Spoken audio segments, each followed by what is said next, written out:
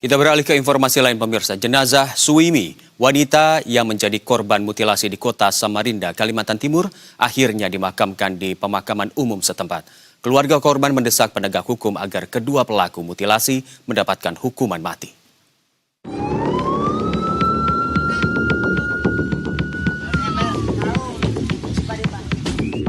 Suasana duka menyelimuti proses pemakaman Suimi, wanita yang menjadi korban mutilasi di Samarinda, Kalimantan Timur. Begitu jenazah tiba di TPU Jalan Kenanga, keluarga korban pun tak bisa lagi menahan tangis kesedihan. Meski menjadi korban mutilasi, Suimi dimakamkan dengan kondisi tubuh yang telah utuh. Keluarga sangat kehilangan sosok yang dikenal baik dan penurut.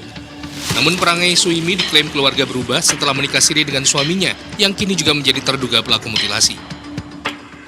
Iya, nggak tahu Pak, oleh karena dorongan dari pengaruh dari ini, nikah sirinya ini. Semenjak dia nikah siri itu ya? Iya, semenjak dia nikah siri ini Pak, yang berubah ya? Iya, berubah. Tapi sebelumnya anaknya? Baik Pak, ramah orangnya itu, polos orangnya.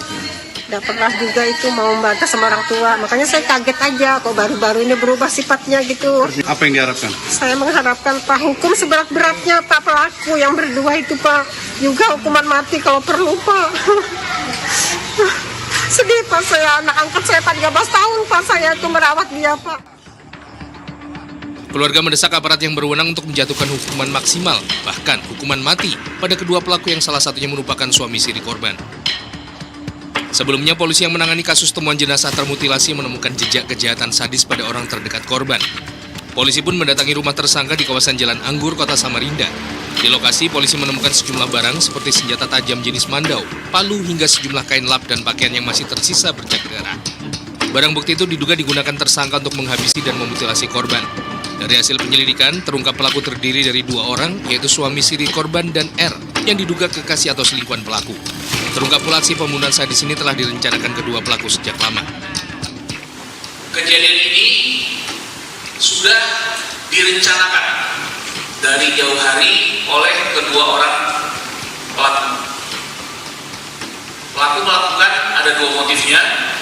Yang pertama, merasa sakit hati dengan tuduhan-tuduhan dari korban yang menyatakan bahwa kedua pelaku ini telah berselingkuh dan telah melakukan hubungan badan berkali-kali. Kemudian motif yang kedua juga untuk menguasai barang-barang yang dimiliki oleh korban. Akibat perbuatannya, kedua tersangka kini dijerat dengan pasal pembunuhan berencana dengan ancaman hukuman mati atau penjara seumur hidup.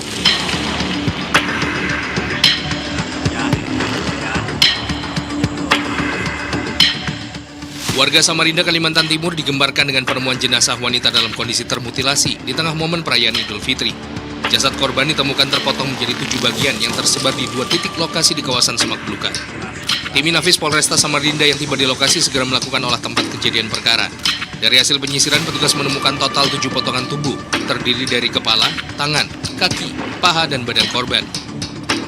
Kedua karung yang berisi potongan tubuh tersebut ditemukan di 2 titik dengan jarak sekitar 70 hingga 100 meter. Polisi juga mengamankan sejumlah barang bukti di lokasi kejadian, diantaranya pakaian korban dan 2 karung pembungkus. Petugas juga belum menemukan senjata tajam yang diduga digunakan pelaku di sekitar lokasi kejadian. Usai dievakuasi dari Semak Belukar, jenazah yang diduga berjenis kelamin wanita ini langsung dibawa ke Rumah Sakit Abdul Wahab Syahrani untuk menjalani proses autopsi. Fuad Iqbal, Berita 1, Samarinda, Kalimantan Timur.